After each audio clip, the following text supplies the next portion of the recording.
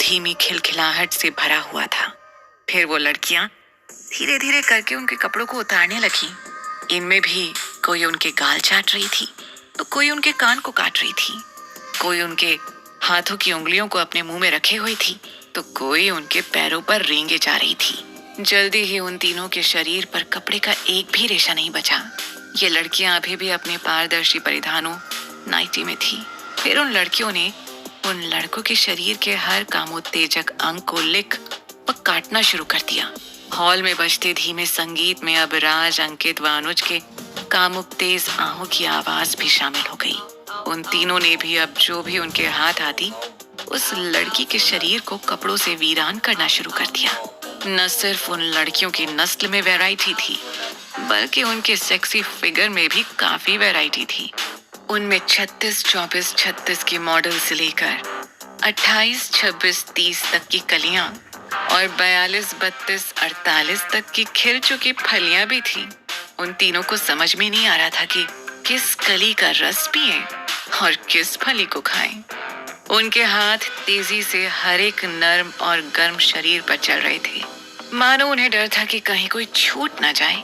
कुछ ही देर में हॉल की छत के नीचे कोई भी शरीर कपड़े से ढका न रह गया था। ऐसा लग रहा था जैसे मांस के लोथड़े एक दूसरे से गुत्थम गुत्था हों। अनुज का तो पूरा शरीर ही उन लड़कियों के शरीर से ढक गया था।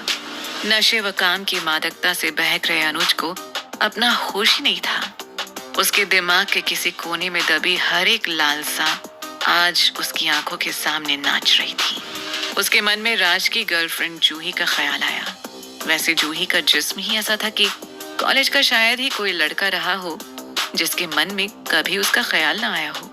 राज की किस्मत पर उसके कई दोस्त ही रशक किया करते थे। अनुज भी उनमें से अलग नहीं था, लेकिन आज का दिन कुछ अलग था। इधर अनुज के दिमाग में ही ये ख्याल आया और उधर उससे चिपकी लड़कियां उससे पीछे हटकर गोला सा बनाने लगी। अनुज एक पल को घबरा गया। फिर उसने देखा कि उन लड़कियों के घेरे को चीरकर एक लड़की उसकी तरफ बढ़ रही थी। उसे देखकर अनुज हक्का बक्का रह गया। वो एकदम जूही सी थी, वही नैन नक्श, वही भरा हुआ शरीर। इससे पहले उसको कुछ समझ में आता, जूही ने उसके जिस्म को अपने आगोश में कस लिया और उसे बेतहाशा चूमने लगी। अब अनुज भी ये क्या हो रहा है कि जाल को काट जूही के शरीर पर टूट पड़ा। उन दोनों के आसपास खड़ी लड़कियों के हाथ उनके शरीर के हर हिस्से को धीरे धीरे सहला रहे थे। अनुज एकदम पागलों की तरह जूही पर टूट पड़ा था, मानो ये once in a lifetime event हो और वो उसे पूरी तरह से एंजॉय कर लेना चाहता हो। लेकिन ये हॉल सिर्फ अनुज का नहीं था। राज की बाहों में इस समय उसकी पड़ोसन थी, तो अंकित अपने स्कूल टाइम की अंग्रेजी की मैडम के जवान जिस्म को भोग रहा था।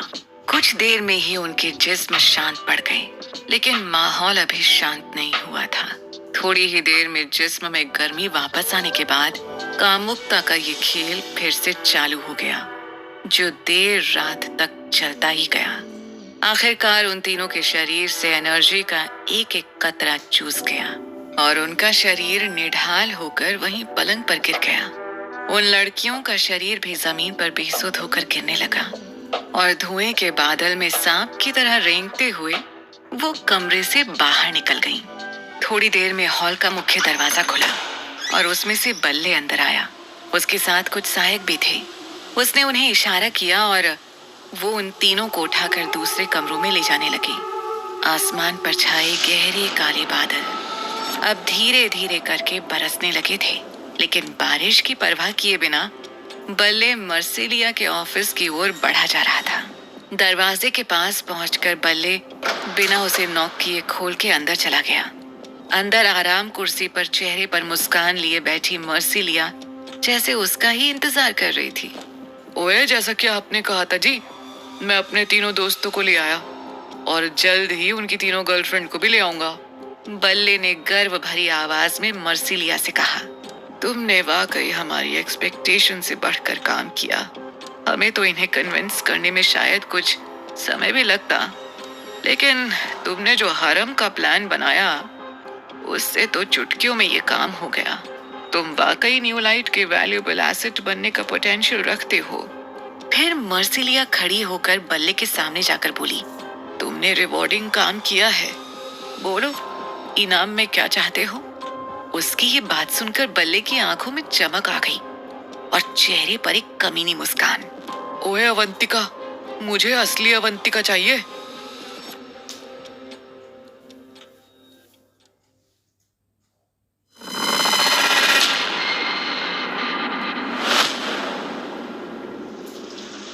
बारिश सुबह तक होती रही।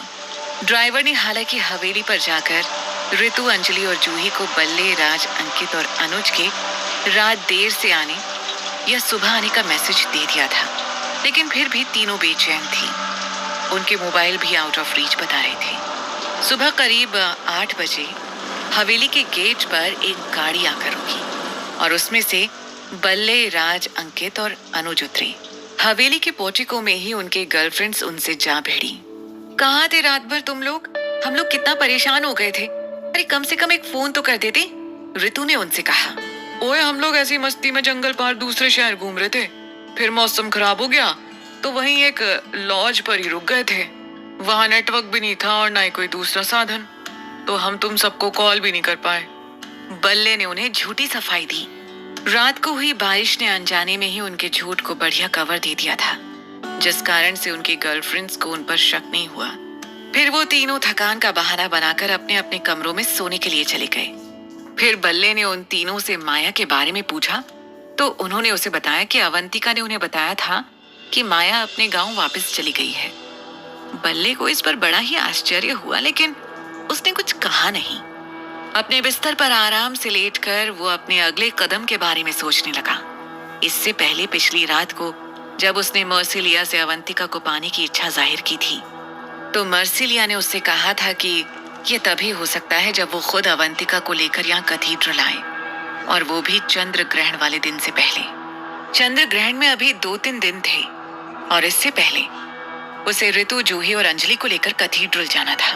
वो इसी सिलसिले में कोई प्लान अपने दिमाग में बना रहा था। उधर राजा पृथ्वीराज भी रात को काफी देर से आए थे। इससे पहले वो आईजी सुरेश भागवत और डॉक्टर राजेश अरोड़ा के साथ झील व जंगल की परिधि के पास बने एक चौकी से जंगल के रास्ते पर लग रहे सीसीटीवी सिस्टम को मॉनिटर कर रहे थे। इस समय सीसीटीवी कैमरा टेक्नीशियंस के साथ मिलकर पुलिस फोर्स दिन रात काम करके उस इलाके के चप्पे चप्पे को कैमरे से कवरेज करने के काम में लगी हुई थी। उस काम से छुट्टी पाकर जब वो हवेली की तरफ अपनी कार से निकलने लगे तो उन्हें रचित दिखाई दिया। रचित उनके साथ ही कार में बैठ गया और दोपहर में अवंतिका पर हुए हमले के बारे में सारी जानकारी उन्हें दे दी। बस उसने उस अनजान लड़की का रोल कट कर दिया था। उसकी बात सुनकर पृथ्वीराज डर व गुस्से से कांप गए, लेकिन रचित ने उन्हें रिप्लाई किया और फिर आगे की प्लानिंग बताई। देखिए अंकल, अवंतिका को लेकर हमें सुरक्षा बढ़ानी होगी, लेकिन इसके बावजूद भी चूक हो सकती है, क्योंकि उसके पीछे कोई आम अपराधी नहीं पड़े हैं, पैरानॉर्मल शक्तियां पड़ी हैं। तो फिर तुम क्या सजेस्ट करते हो? उसे मामला निपटने तक घर में ही कैद कर दिया जाए? पृथ्वीराज ने रचित से सलाह मांगी। नेगेटिव, मैं इसकी बिल्कुल भी सलाह नहीं दूंगा। ऐसा करने से अवंतिका पे मेंटल स्ट्रेस पड़ सकता है। हम कब तक उसे डर के माहौल में रखेंगे? रचित ने पृथ्वीराज को समझाते हुए कहा। तो फिर हम क्या करें? ऐसे उसे खतरों के बीच छोड़ भी तो नहीं सकते। विवशता दिखाते हुए पृथ्वीराज ने कहा, अभी के लिए आप घर जाते ही उसे अल्लाह कर पहना दीजिए। बहुत ज्यादा तो नहीं, लेकिन कुछ लेवल पर ये दुष्ट शक्तियों से उसकी रक्षा करेगा। फिर हम पापा को यहाँ बुलाकर अवंतिका के लिए एक सुरक्षा कवच बनवा देंगे, जैसे उन्होंने जसुमत चाचा के साथ मिलकर हवेली के कमरों के लिए बनाया था। अपनी जेब से एक लॉकेट निकालकर पृथ्वीराज को देते हुए रचित ने कहा। फिर रचित हवेली से पहले ही नीचे की तरफ बने क्वार्टर्स पर उतर गया। उसने राजा पृथ्वीराज से हवेली के पास के क्वार्टर्स में कुछ समय के लिए रुकने की आज्ञा ले ली थी। राजा पृथ्वीराज जब तक हवेली पहुंचे, बारिश शुरू हो चुकी थी। फिर वो अवंतिका के कमरे में गए। वो और बाकी लड़कियां सो चुकी थीं। वो अवंतिका के पास गए, प्यार से उसके सिर पर हाथ फेरा और जेब से लॉकेट निकालकर उसके गले में पहना दिया। फिर उन्होंने उसके माथे को चूमा और कमरे से बाहर चले गए। सुबह जब अवंतिका की आंखें खुली तो उसका ध्यान सबसे पहले अपने गले में पड़े लॉकेट पर ही गया। उसने अपनी बहनों से पूछा तो उन्हें भी इसके बारे में कुछ पता नहीं था। फिर वो फ्रेश होकर नीचे गई, जहां उसे भोला राम से पता चला कि पृथ्वीराज स्टडी रूम में है और उसे बुलाया था। अवंतिका स्टडी रूम में गई। उसने देखा कि पृथ्वीराज सोफे पर बैठे कुछ किताबों में लीन थे। अवंतिका को देखकर उन्होंने किताब को एक तरफ रख दिया और फिर उसे अपने पास बुलाया। अवंतिका उनके पास जाकर एक तरफ सोफे पर बैठ गई। वो अपने हाथों की उंगलियों से गले में पड़े लॉकेट को कुरेद रही थी। मुझे पता था कि उठते ही तुम्हें इस लॉकेट के बारे में जानना होगा, इसीलिए मैंने तुम्हें यहाँ बुलाया है, पृथ्वीराज ने मुस्कुराते हुए अवंतिका से कहा। अवंतिका बिना बोले पृथ्वीराज को ध्यान लगाकर देखने लगी, जैसे वो उनके आगे बोलने का वेट कर रही हो। रचित ने कल की घटना के बारे में मुझे सब बता दिया है। उसके बाद ही तुम्हारे लिए ये अभिमंत्रित लॉकेट बनवा के लाया हूँ। इसी चक्कर में मुझे कल देर हो गई और जब मैं घर आया तुम सो चुकी थी, इसीलिए मैंने चुपके से तुम्हें रात में ही इसे पहना दिया था। पापा, ये रचित कौन है? अवंतिका ने आश्चर्य जताते हुए पूछा। वही लड़का जिसने कल तुम्हारी उन बुरी शक्तियों से रक्षा की थी। क्या उसने तुम्हें अपने बारे में नहीं बताया था? नहीं, उसने बस इतना कहा था कि वो मेरा सीक्रेट बॉडीगार्ड है, जिसे आपने मेरे लिए अपॉइंट किया हुआ है। उसकी ये बात सुनकर पृथ्वीराज ने जोरदार कहकहा लगाया और फिर उन्होंने उसे रचित के बारे में बताया कि वो पैरानॉर्मल विभाग में काम करता है और अभय का बेटा है। फिर उसने मुझसे झूठ क्यों कहा? अवंतिका ने सवाल किया। अब इसके बारे में मैं क्या कह सकता हूँ? हो सकता है कोई कारण रहा हो। अगली बार मिलना तो पूछ लेना। तभी भोला उन दोनों का नाश्ता वहीं ले आया। नाश्ता करने के बाद अवंतिका वापस अपने कमरे में चली गई। रात की बारिश के बाद मौसम कुछ ठंडा हो गया था। ऋतु, अंजलि और जूही ने अपने कमरे में ही नाश्ता मंगवा लिया था। जूही राज और बाकी दोस्तों से अपने कमरे में ही साथ में नाश्ता करने के लिए बुलाने गई, लेकिन उन्होंने आने से मना कर दिया। जूही को उनका बर्ताव बहुत ही अजीब लगा। उसने कुछ देर उनसे बहस की और फिर निराश होकर वापस कमरे में लौट आई। क्या हुआ, बाकी लोग कहाँ हैं? ऋतु ने पूछा। वो नहीं आ रहे। पता नहीं वो बल्ले के साथ किस डिस्कशन में लगे हुए हैं। इवन राज ने भी मेरी बात को एकदम से इग्नोर कर दिया। अरे टेंशन मत ले यार, होगी कोई बात। अब यहाँ पहाड़ों पर उनको कोई हुस्न की परी तो मिलने वाली नहीं है। अंजलि ने माहौल को मजाक से हल्का करने की कोशिश की। उसकी बात सुनकर ऋतु और जूही मुस्कुरा दी और फिर वो नाश्ता करने लगी। इधर नाश्ता करके थोड़ी देर बाद जब वो बाहर निकले तो उन्हें पता चला कि वो तीनों बल्ले के साथ फिर से कहीं चले गए हैं। जूही ने तुरंत राज को कॉल किया। राज ने फोन उठाया और जूही के पूछने पर उसने कहा कि उन्हें जंगल पार दूसरे कस्बे में बिजनेस अपॉर्चुनिटी दिखी है और वो उसी सिलसिले में वहां जा रहे हैं। हो सकता है उन्हें लौटते लौटते शाम हो जाए। और फिर उसने फोन काट दिया। ऋतु और अंजलि ने भी अंकित और अनुज को फोन किया और लगभग सेम जवाब उन्हें भी उन दोनों से मिला। तभी उन्हें अवंतिका नीचे आती हुई दिखाई दी।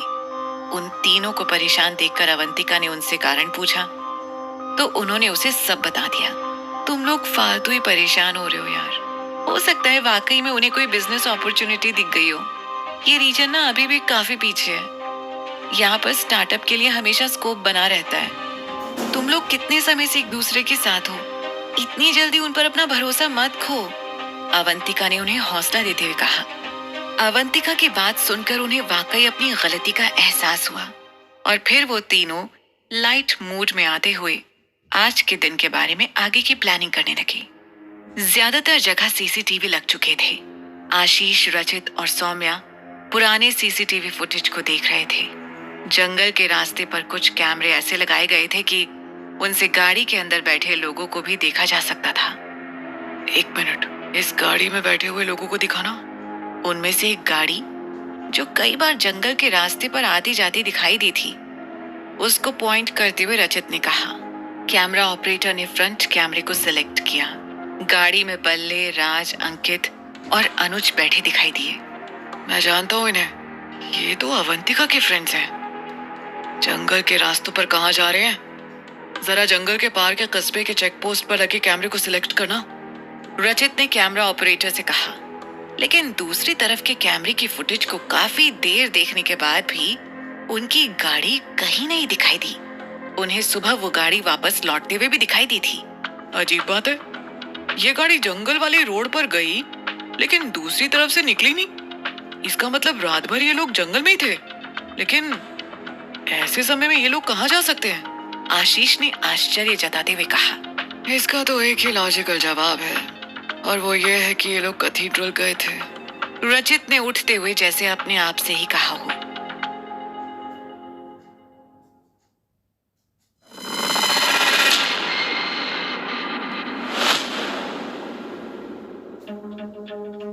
राज, अंकित, अनुज और बल्ले फिर से देर रात ही वापस लौटे थे। इससे पहले उनकी गर्लफ्रेंड्स ने उन्हें मोबाइल पर कांटेक्ट करने की कोशिश की, लेकिन एक बार फिर उनका नंबर आउट ऑफ रीच आ रहा था। रात को देर से वापस आने के बाद वो सीधे अपने अपने कमरों में चले गए। उनके व्यवहार की बेरुखी को अब ऋतु, जूही, अंजलि महसूस करने लगी थी। अब उन तीनों ने निश्चय किया कि वो उनका पीछा करके पता करके रहेंगी कि वो कहाँ जा रहे हैं। अवंतिका की ममेरी और मौसेरी बहनें अपने दूसरे रिश्तेदारों के यहाँ घूमने गई हुई थी। सिर्फ छुटकी ही अवंतिका के साथ रुकी हुई थी। इधर सोफिया का भी हवेली में आना जाना काफी बढ़ गया था। हिसाब से माया से धोखा खाने के बाद अवंतिका को सतर्क रहना चाहिए था, लेकिन उसके मासूम और सीधेपन से भरा दिल दुनियाई छल कपट व मक्कारी को समझने में अभी भी नाकाम ही था। और फिर सोफिया से उसकी मुलाकात इंद्रजीत ने ही कराई थी, तो उस पर अविश्वास करने का उसके पास कोई कारण नहीं था। वो उसे इंद्रजीत की गर्लफ्रेंड मानकर ही चल रही थी। उधर राजा पृथ्वीराज, आईजी सुरेश भागवत और डॉक्टर राजेश अरोड़ा मैडम साधना के कैबिन में बैठे हुए थे। बाहर मैडम साधना अपने कुछ सहयोगियों को निर्देश दे रही थी। कुछ ही देर में मैडम साधना की अपने सहयोगियों से बातचीत खत्म हुई और उन्होंने वापस आकर उन तीनों को ज्वाइन किया। मैंने अपनी टीम को जरूरी इंस्ट्रक्शंस दे दिए हैं। वो कल चंद्र ग्रहण से पहले ही एकदम तैयार होकर हमें चेक पोस्ट के पास मिलेंगे। बैठते हुए मैडम साधना ने कहा। क्या हमारे साथ कुछ फोर्स भी होगी? डॉक्टर अरोड़ा ने सुरेश से पूछा। नहीं, और इसके दो कारण हैं। एक तो हम अनऑफिशियल ऑपरेशन कर रहे हैं और दूसरा मैडम साधना ने मना किया है, सुरेश ने जवाब दिया। और मेरे मना करने के पीछे वैलिड रीजन है। अगर हम मानकर चलें कि कैथीड्रल में पैरानॉर्मल एक्टिविटीज हो रही हैं, तो अगर हम नॉर्मल फोर्स को लेकर चलेंगे तो वहां हम उनका स्लॉटर ही करवाएंगे। मैडम साधना ने सुरेश की बात को पूरा करते हुए कहा। पृथ्वीराज, जो चुपचाप बैठे उन सबकी बात सुन रहे थे, उठते हुए बोले। तो फिर ये तय रहा, कल हम सब यहीं मिलेंगे और फिर स्थिति के अनुसार आगे का प्लान बनाएंगे। पृथ्वीराज की बात से सबने सहमति जताई और फिर मैडम साधना के साथ वो सब कैबिन से बाहर निकल गए। चंद्र ग्रहण वाले दिन अवंतिका अभी तक सो रही थी। अंजलि, ऋतु और जूही सुबह जल्दी उठ गए थे, क्योंकि उन्हें पूरी उम्मीद थी कि उनके बॉयफ्रेंड आज भी कहीं ना कहीं जाएंगे। वो तीनों हॉल में पहुंची ही थी कि उन्हें बल्ले दिखाई दिया। उन तीनों को एक